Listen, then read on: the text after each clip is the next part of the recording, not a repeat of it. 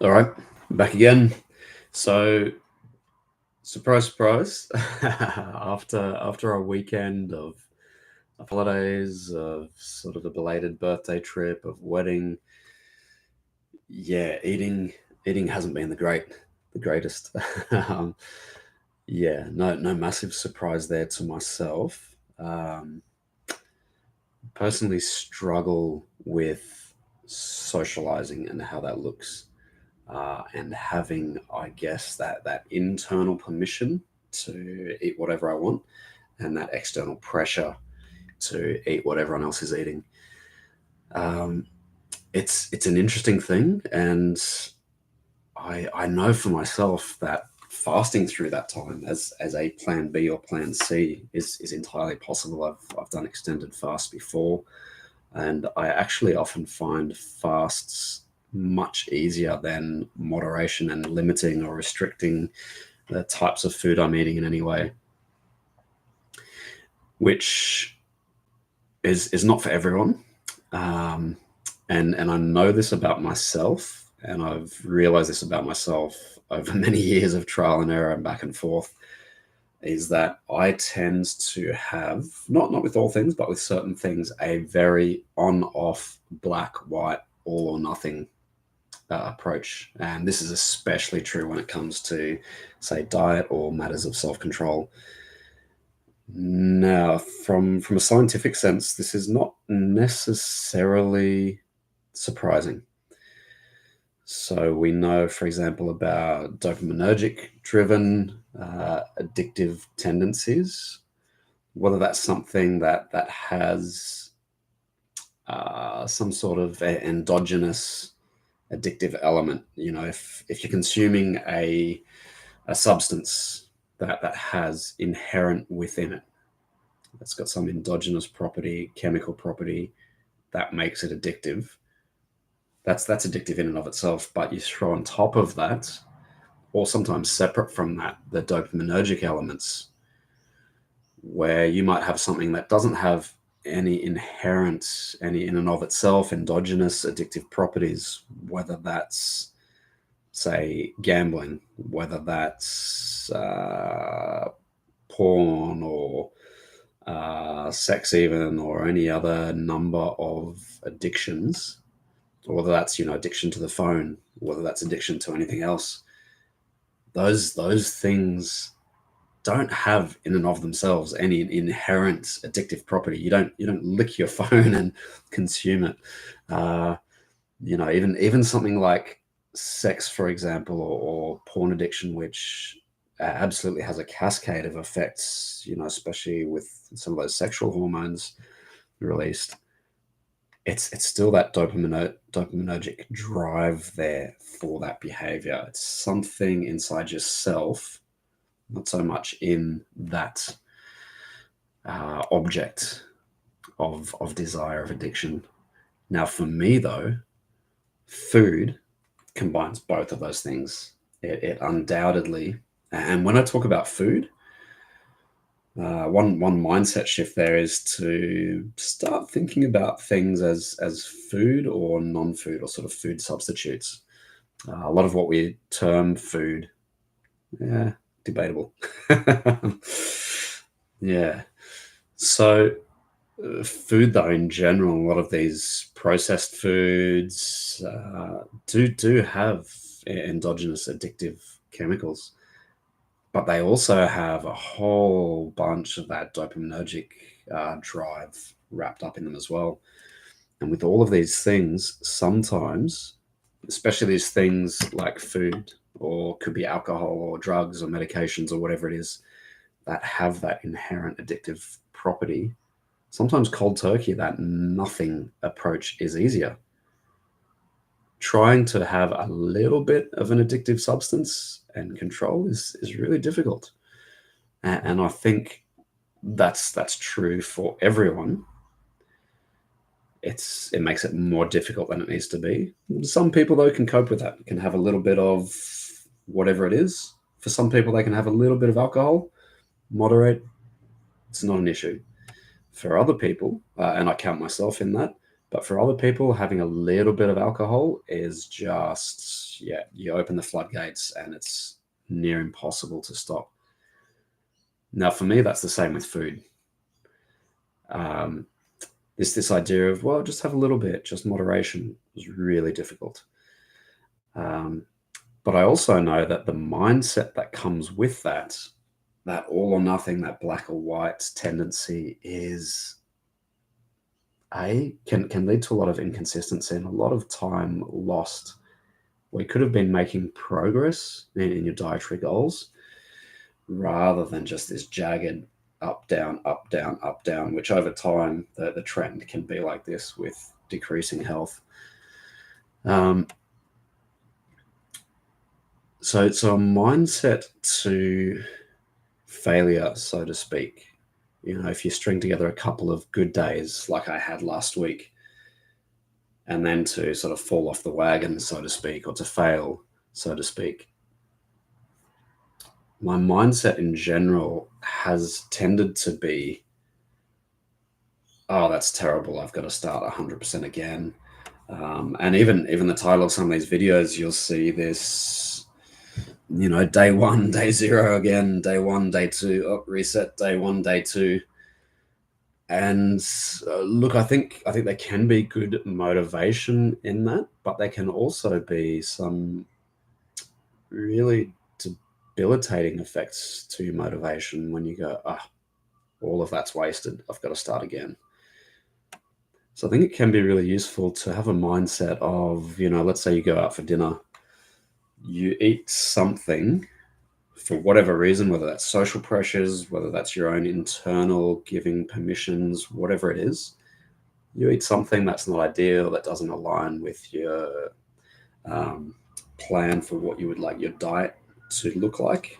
And I don't use diet in the sense of a short-term restriction fad thing that you do, more of a lifestyle change. If you have that slip up, reminding yourself you haven't lost all the progress, you can still minimize that. There's a very scientific term that's used in some literature called the what the hell effect, which is very much, well, I've slipped up a little bit. I might as well just go all out. I'll write off today, or I'll write off this whole weekend, and then I'll start again on Monday. Now you can see just on the surface of that how damaging that can be and how much that can limit progressive iterations, progressive development and building up over time. But that self-licensing of going, well, I've slipped up a little bit with that all or nothing black or white thinking. If it's not pure white, if it's not pure success, if it's not pure adherence to whatever dietary change I want to make, then it's worthless and I'm worthless maybe, or it's got to stop. Yeah, that's not a helpful approach to have. So sometimes, look, moderation as a goal, I don't think is always great, is always optimal. But I think a progressive tightening, just slowly over time, with the ultimate goal of getting closer and closer to that pure 100%, can be a more beneficial and a more motivating goal. So that when you do have those slip ups, you don't write yourself off. You don't write off that entire time. You think, okay, well, how can I salvage this? How can I still get the best out of this? How can I remind myself of those couple of days before and the little additions to the foundation that I made there of going, yeah, okay, I got those couple of days really well under my belt. I felt really good. I can remember that. I know that actually it wasn't that hard in the end at that time. It has been over this weekend, but I can build on that. I can take that back. I can jump back on that and add to that. I think number one, that's a really good approach. And number two, I think having the sense as well that instead of I guess you would say an avoidance mentality, of a restriction mentality of just thinking about all the things I can't have and all the ways I failed, thinking even in the midst of that, okay, you know what? I screwed up. I messed up. I had that ice cream. I had those biscuits, cookies. I had that whatever it is. That black or white mentality, that black and white all or nothing thinking takes it as I didn't successfully avoid that thing. I didn't successfully restrict from that thing.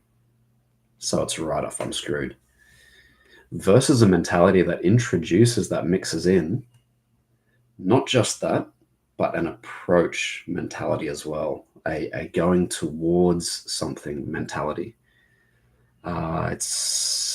It's like in the Christian life, if you're always thinking that God has this long list of thou shalt not, thou shalt not, thou shalt not, thou shalt not, all the things not to do, it's not a very motivating uh, singular approach to just going, my whole life is just trying not to sin, is trying not to do the bad things, is trying to avoid all of that.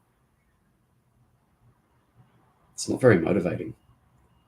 Whereas that approach to the goodness, approach to go, what is the good I can do? What are the great things I can do for God, for people, for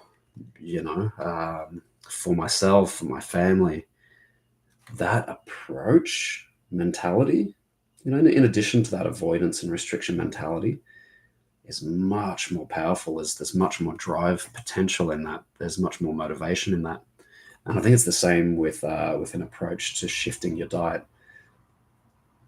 If you're focused with that black and white, all or nothing thinking on just, I've got to avoid, I've got to avoid, I've got to avoid. If any of that slips in, if I let any of that in, it's screwed. It's a write-off. It doesn't count.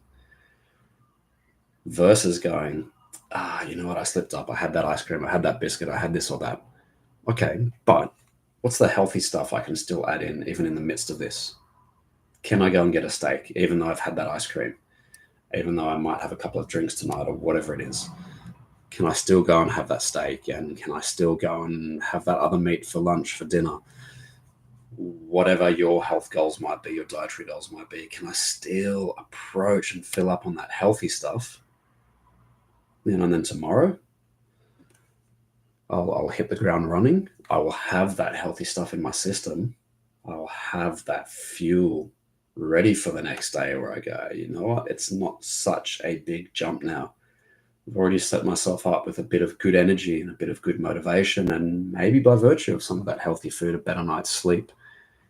So then the next day, go, all right, yeah, I slipped up yesterday, but even in the midst of that slip up, I've already laid the foundation for today.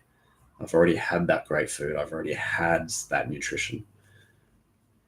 So I think that mindset shift, it's something that I've pondered theoretically for quite a long while, and it's something that personally, internally, I still struggle with. I still work with, and I still try to remind myself, okay, it wasn't perfect, but all is not lost. There's still progress to be made, even in the quote unquote failures. There's still progress there, and there's still work that can be done there, even in the midst of failure, to recognize and go, yeah. It's a bit of a cliched saying, but you might hear in sports sometimes, you either win or you learn. That's not a given. I know when I used to play basketball, I was terrible. Anytime I missed a shot or got blocked, or someone stole the ball from me, I would be so hard on myself. I'd be so down, to the extent that I'd stay up that end of the court and not just get back and defend. And instead of that, just going, okay, yeah, that's all right, but the game's still on. Got to pick myself up. Got to keep going. Just got to build from that and avoid that next time. Yeah, that's a hard mentality to build. It's not easy. We all have these patterns that we go to. We might talk a bit more next time about some ways to remind yourself to introduce this shift in mindset, to practice this shift in mindset. But for now, that's one thing fresh off that weekend of not doing so well, that I've found useful to keep that motivation going and to pick myself up, dust myself off, and jump back in today. So hopefully over the next few days, I'll have a bit more to report about, similar to last week, some initial positive shifts. And until then, All the best.